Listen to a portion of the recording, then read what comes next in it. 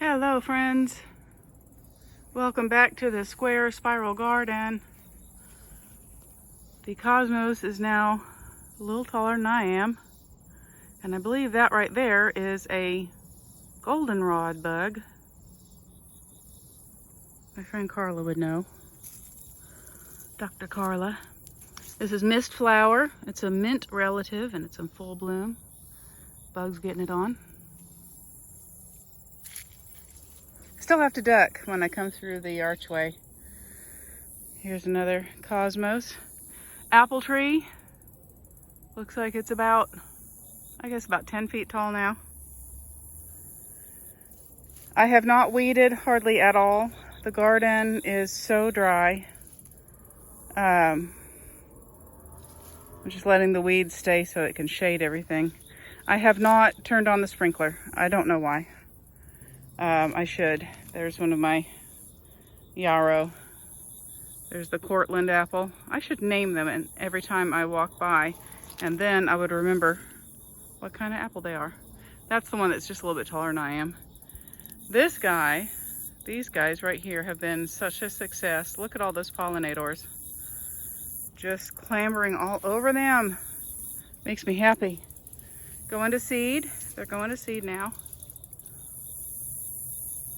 So we'll have cosmos again next year. Butterflies, I love them so much, look. The deer have come back and have been eating on my, some of my plants. What do I have growing here? Tell me, YouTube. Help me remember. Well, I know this is, of course, the red amaranth. I don't know that it's going to bloom at all this year. We're already in September. Sunchokes. So my sunchokes had gotten fairly tall, and then I came out one day and they were all done this way. So now they are not even knee-high anymore. They were all getting close to hip height for me, and now they're just not. But I have been feeding my loofah vines. Lo and behold, they are blooming and producing. So I've been feeding them urine, human urine, and ash, wood ash. I have set up a little thing and a little tiny brazier and have been feeding them wood ash. So we might get loofahs. There was the biggest, fattest bumblebee out here yesterday, all over these guys. So hopefully they are really well, grown real well. And see, look, he's even like expanding out this way. The bed full of pokeweed are doing pretty well. Oh, look at that. The deer ate the top off the pokeweed again.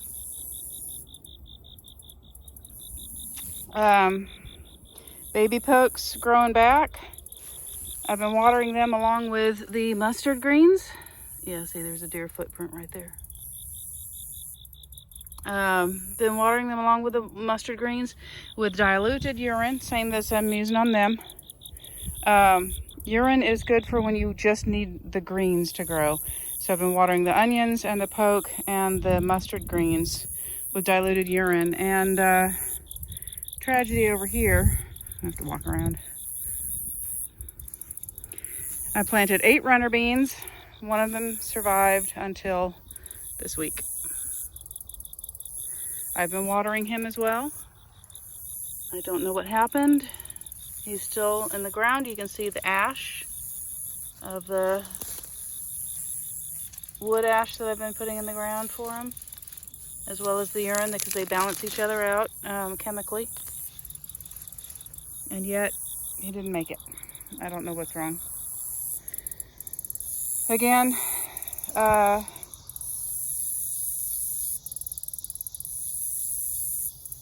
buckwheat, wild millet. I guess they're coming to the end of their season. I should get out here and pick some millet. I mean, wild buckwheat seeds, I guess. This stuff, I don't know what it is, but it's such a pain in the butt. And I said I had not been weeding at all, but I still get out here and pull up some of these guys. So, the Solidago. Look at these guys. This is this is not ragweed. This gets mistaken for it. This is Goldenrod. It's in full bloom right over there. Great for pollinators. Now this is late afternoon, so there's pretty much nothing out here on the flowers because it's just the hot and dry time of day. There's a few, but not many. Yeah, look how overgrown it is. The grass thrives in this kind of environment. And I'm just allowing it to grow and shade. Maxmillian sunflower, it's late afternoon now, so this guy has not yet bloomed, but he's getting there, I think. This is his first full year in this spot. But when I planted him before, he bloomed the first year, so we'll see. We'll see. That kind of looks like a flower there. Yeah, look at this. Look at that. Goldenrod is so graceful and beautiful. This does not cause you allergies.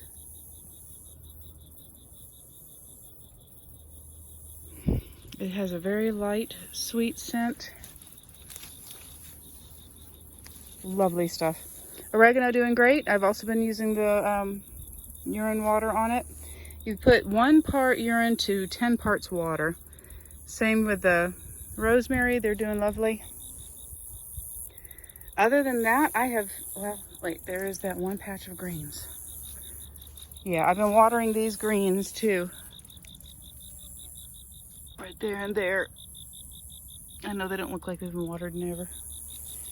And then my latest applications of compost. I do pit composting, so I dig a hole in the ground. I put in the compost, and then I put the dirt back on top and water. So that was 2 pits. One of them I had allowed to sit out on a bucket because I had a gorgeous writing spider writing like what you do with a pen, who had set up shop, her web, and I just set the bucket of compost under it for a week and hoped that she would get really well fed from the flies that came to it. That's probably not a best practice, but I love the writing spiders, so that's what I did. All right, so Inky, still getting chomped on, but blooming. That's exciting. Loofas doing great. I mean, fucking great. Look at these guys. And there's 2 loofah gourds over here. 1. Marigolds don't seem to mind the heat either. 2. I don't know what these are.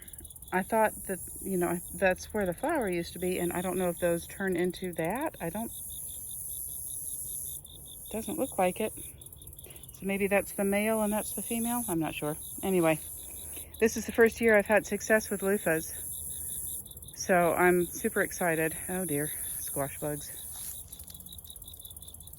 It is a squash. I wonder if I can squish this squash bug.